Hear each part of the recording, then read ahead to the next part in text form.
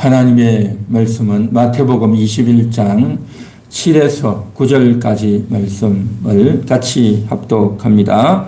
나귀와 나귀 새끼를 끌고 와서 자기들의 겉옷을 그 위에 얹음에 예수께서 그 위에 타시니 무리의 대다수는 그들의 겉옷을 길에 펴고 다른 이들은 나뭇가지를 베어 길에 펴고 앞에서 가고 뒤에서 따르는 무리가 소리 높여 이르되 호산나 다윗의 자손이여 찬송하리로다. 주의 이름으로 오시는 이여 가장 높은 곳에서 호산나 하더라. 아멘.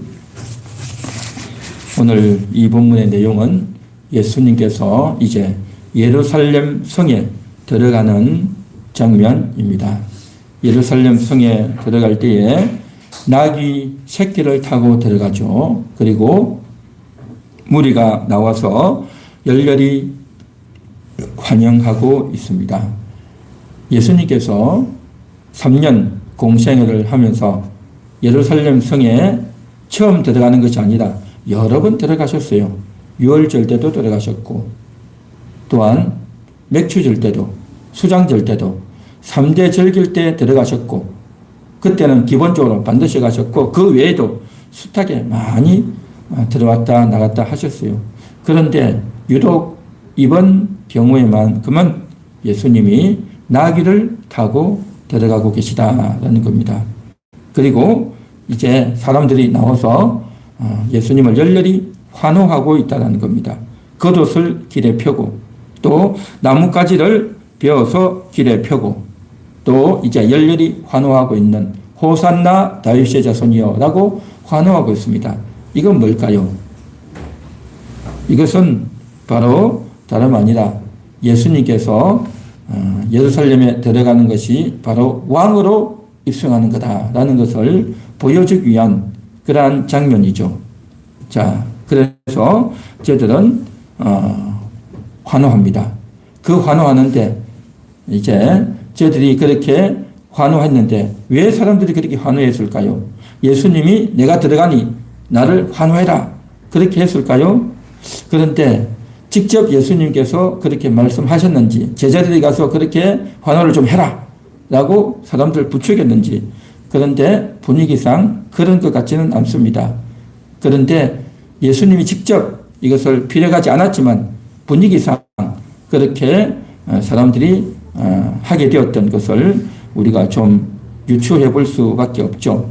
그런데 문제는 뭐냐면 저들이 그렇게 환호하면서 이제 주의 이름으로 오시는 이여 그렇게 했단 말이죠. 주의 이름으로 오신다는 게 뭐겠습니까? 주님을 대신해서 하나님을 대신해서 오시는 분이다라는 거죠. 그러니까 하나님의 권위를 가지고 오시는 분이다. 하나님이 보내신 분이다. 그런 의미겠죠. 그래서 이 예수가 바로 메시아다. 하나님이 보내신 분이다. 다윗의 이제 후손으로 오셨다라고 했죠. 그러니까 다윗의 자손이여라고 했으니까 이건 뭐겠습니까? 다윗이 바로 왕이니까 다윗을 대행하는 왕으로서 오시는 분이다. 그렇게 생각했던 거죠. 그래서 이 예수가 우리의 구원자가 될 것이다 라고 하는 그 기대감으로 저들은 열렬히 환호했던 겁니다. 그런데 저들이 환호했던 이유는 뭡니까? 바로 정치적 메시아였던 것입니다. 정치적 메시아가 되어주기를 원했던 것이죠. 그러나 예수님이 들어가시는 목적은 뭡니까? 저들을 죄와 사망에서 건져서 저들을 구원해야 되겠다라고 하는 그러한 예수님의 의도를 가지고 들어가셨던 거죠. 그러니까 저들의 기대와 예수님의 의도는 달랐던 거죠. 달랐던 겁니다. 그들이 호산나 다윗의 자손이여 주의 이름으로 오시는 이여 라고 지금 이야기를 했는데 그렇게 고백했고 그래서 환호하고 열렬히 저들이 지금 환영 행사를 했는데 그러다가 며칠 후에 그 예수를 십자가에 못 박으라 라고 하면서 저들이 완전히 돌변하게 되죠. 돌변하게 됩니다. 왜 그랬을까요? 저들의 기대와 너무나도 달라졌던 겁니다. 저들의 기대는 뭐였습니까? 로마의 압제에서 유대 나라가 해방되는 것. 그래서 현실의 문제가 풀려지고 로마 때문에 우리가 너무 압제를 받고 있고 저들이 너무나도 가난하고 도무지 우리가 살 수 없다. 이렇게 압박받고 어떻게 사냐라고 하는 것이 이스라엘 나라의 큰 현실적인 문제였고 또 가난과 또 여러 가지 압박에서 자유를 얻는 것이 저들의 기대였단 말이죠.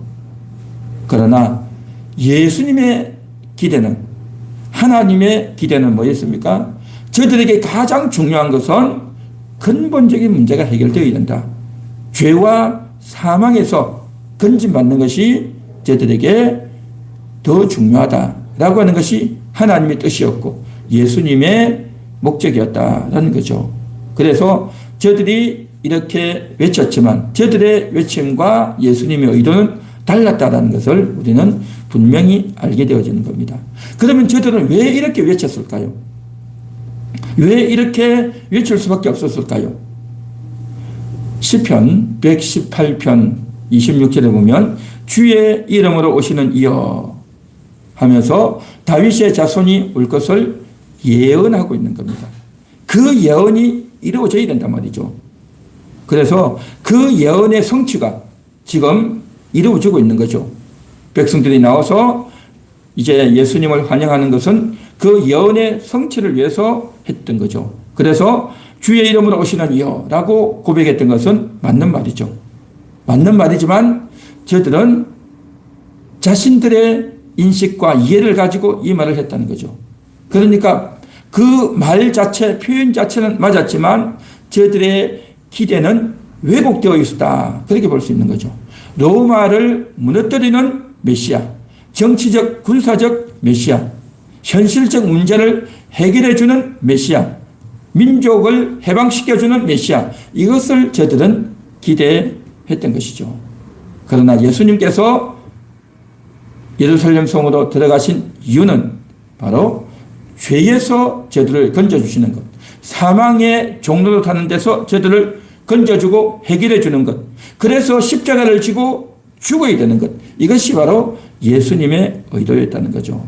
그래서 지금 나귀를 타고 들어간다고 해서 지금 당장 왕이 되어서 이 나라를 지금 해방시켜주는 것이 아니라 십자가를 통해 죽으면서 저들의 왕이 되는 것, 이것이 바로 예수님의 목적이시다라는 거죠. 그래서 저들이 십자가에서 죽는 그 예수는 알지 못했고 저들은 호산나 다윗의 자손이 하고 외쳤단 말이죠. 그 외친 그 외침은 뭡니까? 진정성이 있죠. 기대했고 그렇게 열망했고 뜨겁게 환영했단 말이죠. 그러나 저들은 예수님의 목적과 뜻을 알지 못했다라는 거죠. 자기의 중심, 자기 입장에서 메시아를 기대했던 겁니다. 나라의 상황에서 저들의 지금 처해진 상황에서 이러한 문제를 좀 해결해 주면 좋겠다라는 측면에서 이렇게 외쳤다는 거죠. 그렇다고 한다면 저들의 그 외침은 예수님의 의도와 하나님의 뜻과는 다르단 말이죠. 그렇다고 한다면 구약에서 시편 118편 26절에서 이렇게 할 것이다 라고 예언했는데 이 예언은 과연 제대로 성취되었다라고 말할 수 있을까요? 이 예언은 그대로 이루어졌죠. 이 예언은 그대로 이루어졌지만 그러나 의미는 왜곡되어 있다는 거죠. 그들이 참여하고 환호했지만 저들의 의미는 달라져 있었다라는 거죠. 의도가 이상해졌던 거죠. 그래서 이런 일들이 예수님 왔을 때에 많이 나타나는 거죠. 이사야 53장에도 보면 고난받는 메시아가 나오죠. 그래서 그가 채찍을 맞고 또 고난을 당하고 하는 이러한 내용들이 나오는데 그러나 이스라엘 백성들은 그 메시아가 오면 우리의 왕이 될 것이다. 우리나라를 독립시켜 줄 것이다. 라고 하는 측면으로 저들은 왜곡되이 인식을 하고 생각을 하고 있었던 겁니다. 그래서 그 왜곡된 인식을 가지고 환영했던 거죠. 우리를 건져주세요. 구해주세요. 라고 했단 말이죠. 그렇게 환영한 것이 바로 종려나무 가지를 꺾어 들고 환영했던 겁니다.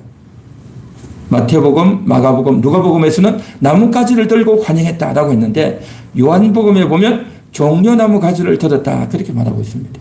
그러니까 어쨌든 저들이 종려나무 가지를 들었던 것은 바로 자신들의 문제 해결을 위해서, 자신들의 국가적 문제 해결을 위해서 환호하고 기대했던 것이죠. 한마디로 말해서 왜곡된, 잘못된 기대였던 겁니다. 그렇다고 한다면 오늘날 우리가 종려주의를 지키면서 이 종려주의의 의미가 뭐냐는 거죠. 우리가 오늘날 종려나무 가지를 가지고 흔드는 것도 아니고 저들처럼 우리가 이제 예수님 오시는 것을 환영하자라고 말을 할 수가 있냐는 거죠. 저들의 그 기대는 분명히 잘못된 기대였단 말이죠. 그들의 기대가 무너지니까 바로 돌변해서 예수를 십자가에 못 박아 죽여야 된다라고 그렇게 돌변했던 이 무리들 있단 말이죠. 그렇다고 한다면 그 종려주의는 종려나무 가지를 들었던 그 의미는 없는 거죠. 없잖아요. 예수님께서는 어린 나귀를 타고 예루살렘 성에 입성했죠. 무리의 환호를 받고 입성합니다. 예루살렘 성을 공개적으로 이렇게 들어가는 거죠. 그전에도 여러 번 다니셨고 또 했지만 지금하고는 다르다는 거죠. 무리가 그렇게 열렬히 환호하는 뭔가 의미가 있는 뭔가 기대를 가지고 그렇게 하는 그 환호를 예수님은 받으면서 저들이 어떤 생각을 가지고 이렇게 환호한다는 것도 예수님은 아셨겠죠. 그렇게 아시면서도 예수님의 뜻은 분명했던 겁니다. 사람들은 몰랐죠. 이러면 뭔가 놀라운 일이 있겠구나. 예수님에 대한 기대가 있겠구나. 라고 하는 의미로 저들은 박수를 쳤고 또 다른 사람들도 그것을 구경했고 했겠죠. 그래서 군중들은, 이 무리들은 정치적인 해방을 기대하고 또 현실적인 문제가 해결되기를 원하면서 또 우리 민족적인 승리를 기대하면서 했겠죠. 예수님이 오병이어의 기적을 행하시고 모든 병자 또 죽어가는 자를 다 살렸으니 이제 그 예수님이 메시아가 되어서 전쟁을 준비하면 우리가 얼마나 잘할 수 있겠냐. 로마가 아무리 세계를 제패한 나라라고 하지만 열심히 싸우고 다치고 부상하는 사람은 예수님이 기적적으로 다 고쳐버리고 죽은 사람마저 다 살려버리고 또 전쟁을 하려면 양식이 필요한데 오병이어의 기적을 베푸시는 예수님이 이렇게 음식도 다 만들고 물고기를 가지고 이렇게 그냥 그물만 내려도 많은 물고기를 잡아들이고 그렇죠. 그러면 완전 그냥 무적의 군대가 되지 않겠습니까? 대단한 구세주가 되지 않겠습니까? 저들은 저렇게 얼마든지 생각할 수 있는 거죠. 그런데 예수님의 생각은 그렇지 않았다는 거죠. 저들의 기대는 왜곡된 기대였습니다. 잘못된 기대였던 거죠. 그러한 기대, 그러한 환호임에도 불구하고 예수님은 그 무리들을 뚫고 들어가시는 겁니다. 예루살렘 성으로 들어가시는 겁니다. 그 예루살렘 성으로 들어가는 그 길이 바로 십자가를 지는 그 길이라는 것을 예수님은 다 알고 계셨던 거죠. 저들의 기대, 저들의 요구, 저들의 함성에도 불구하고 그것을 이루기 위해서 저들의 기대에 부응하고 저들의 뜻을 이루어주기 위해서 예수님이 들어가는 것이 아니라 예수님은 예수님 자신의 목적과 하나님의 뜻을 이루기 위해서 들어가셨다는 겁니다. 그럼에도 불구하고 예수님은 뭡니까? 들어가시는 겁니다. 저들과 전혀 다른 뜻이고 저들은 예수님이 왜 이곳에 들어가는지도 모르고 있고 예수님에 대한 올바른 기대를 하지도 않았고 예수님이 지금 어떤 중심을 갖고 있는지도 몰랐고 그래서 한마디로 말해서 너무나도 말도 안 되는 일이 펼쳐지고 있단 말이죠. 그 말도 안 되는 일이 펼쳐지고 있는데도 불구하고 예수님께서 그럼에도 불구하고 예루살렘을 데려가는 겁니다. 그럼에도 불구하고 십자가의 길을 걸어가셨다라는 거죠. 그리고 나서 조금 후에 저들이 이제 돌변해서 죽여라고 시위를 하고 데모를 할 것이라는 것도 다 아시지만 그럼에도 불구하고 예수님이 데려가신다는 겁니다. 인간은요 어차피 죄인이고 인간은 어차피 정말 말도 안 되는 행동을 하는 존재가 인간이라는 것을 예수님은 다 아셨던 것입니다. 저들의 기대, 저들의 신앙을 넘어서는 하나님의 놀라운 사랑, 하나님의 일방적인 그 사랑이 오늘 이 본문에서도 그대로 숨어 있는 내용이다라는 것입니다. 그래서 종려주일이라고 하는 것은 바로 군중의 열광, 그 열광을 오늘날 우리가 본받자, 배우자, 그런 의미가 아닌 거죠. 그런 의미가 아니죠. 그 열광은 뭡니까? 잘못된 기대였고 예수님의 뜻을 전혀 모르는 육신적인 또 자신들의 시대적인 문제 해결을 위한 요구였기 때문에 그 요구를 오늘날 우리가 그대로 할 수는 없단 말이죠. 오늘날 우리는 그들의 중심, 그들의 열정을 배우는 것이 아니라 오히려 저들을 추종하지 말아야 되는 거죠. 그러면 우리는 뭘 알아야 됩니까? 예수님이 가셨던 것은 군중의 기대를 부응하기 위함이 아니라 그 잘못된 기대에도 불구하고 하나님의 뜻을 이루고 죄와 사망에서 저들을 건지기 위한 하나님의 마음, 예수님의 변함없는 그 사랑, 한결같은 사랑, 예수님의 그 의지, 그것을 이루기 위해서 들어가셨다는 거죠. 오늘날 우리는 예수님이 예루살렘 성에 왜 들어갔는지 압니다.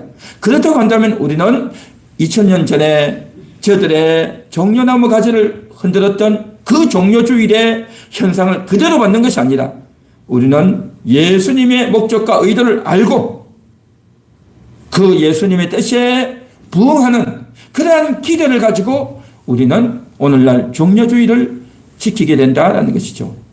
이 예수님은 왕으로 오신 예수님. 정치적인 군사적인 다윗처럼 전쟁에 나가서 이기고 승리하는 그런 왕이 아니라 죄와 사망에서 건져주시는 그러한 왕, 마귀를 깨뜨리는 왕, 그러한 왕이신 예수 그리스도를 우리는 기대하고 믿고 있단 말이죠. 그리고 그것을 하기 위해서는 십자가에서 피를 흘리고 죽어야 되는데 그 십자가를 향해서 자발적으로 순종해서 나아갔던 그 왕, 바로 예수님이란 말이죠.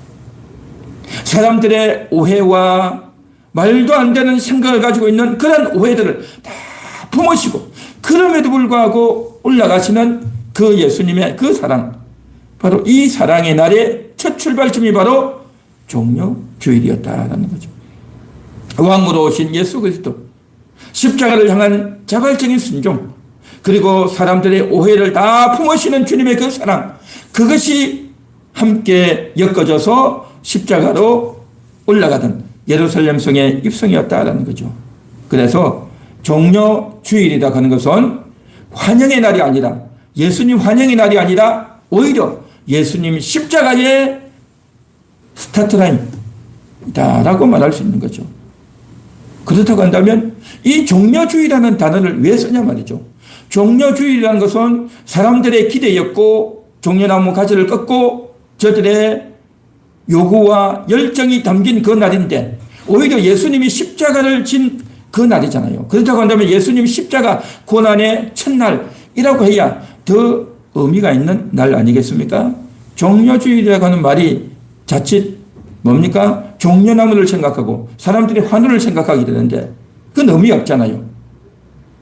의미 없고 또한 저들은 돌변해버렸으니까 완전히 예수를 십자가에 못 박아 죽이라고 했으니 저들의 그러한 행위들은 우리가 싹 잊어버려야 되고 오히려 예수님의 십자가를 생각하고 그것을 떠올려야 마땅하지 않겠습니까? 그럼에도 불구하고 오늘날 기독교에서는 종려주일이다라는 용어를 사용하고 있어요. 이게 뭐겠습니까? 이게 뭐냐라는 거죠. 이것은 바로 본질적으로는 예수님의 고난의 첫 출발이지만 그러나 이것이 어떤 사건을 통해서 이루어졌는지 예수님이 예루살렘 성에 입성할 때 종려나무 가지를 들고 흔들었던 저들의 그 사건을 또한 그대로 받아주신다는 겁니다. 여기에 참 놀라운 역설이 있는 것이죠. 놀라운 역설. 하나님께서는 하나님의 일을 하시지만 우리 인간의 여러 가지 행태를 볼 때 정말 말도 안 되는 일들이 많이 있습니다. 아브라함에게 하나님이 찾아오셔서 내년 이맘때에 아들을 낳을 것이다 라고 할 때에 웃었죠. 옆방에 있던 사라도 웃고 아브라함도 웃습니다. 그때에 말씀하십니다. 내 안에 사라가 왜 웃느냐 하니까 아니요 저는 웃지 않았습니다 라고 하니까 아니야 내가 웃었어 라고 했죠. 이게 뭐겠습니까? 도무지 이해가 안 되는 거죠. 이 나이 많은 89세의 할머니가 어떻게 자식을 낳겠냐는 거죠. 말도 안 돼서 웃었던 겁니다. 그런데 내가 웃었다라고 이야기하는 거죠. 그렇게 해서 낳은 아들의 이름이 이삭, 웃었다라는 의미의 이삭 아닙니까? 그런데 뭡니까? 처음에는 말도 안 돼서 웃었는데 나중에 결국에는 이삭을 낳고 정말 기뻐하게 됐다는 거죠. 그러니까 이삭의 이름의 의미가 처음에는 말이 안 된다 해서 어이없어서 웃었는데 나중에는 정말 그것이 이루어져서 기쁨의 웃음, 이삭의 이름, 이중적인 의미가 있다는 것이죠. 이러한 일들이 성경 곳곳에 많이 있어요. 바로 예루살렘 성에 입성할 때 종려나무 가지를 꺾고 흔들었던 잘못된 기대였지만 그럼에도 불구하고 예수님은 기어이 들어가셔서 십자가에서 피 흘려 죽으시고 구원을 이루어 주셨던 겁니다. 그래서 이 날 인간은 어리석은 행동을 했던 날이지만 예수님은 그럼에도 불구하고 사랑했던 자신의 왕됨을 입증하셨던 저들의 잘못된 기대를 다 품으시고 끝까지 사랑해 주셨던 출발 라인이 바로 종려주일이라는 겁니다. 그래서 우리는 종려주일 자체가 대단해서 기억하는 것이 아니라 이러한 인간의 어리석음에도 불구하고 받아주시고 사랑해 주시고 헌신해 주시고 하나님의 뜻을 이루어 주시는 예수님의 놀라운 사랑을 기억하고 또 감사하는 그러한 날이 되어야 할 줄 믿습니다. 이번 한 주간 종려주일로부터 시작해서 주님의 고난의 의미를 생각하고 묵상하면서 하나님의 은혜를 받는 하나님과 더 결속되는 그러한 우리의 심령이 되고 한 주간이 되기를 간절히 소망합니다.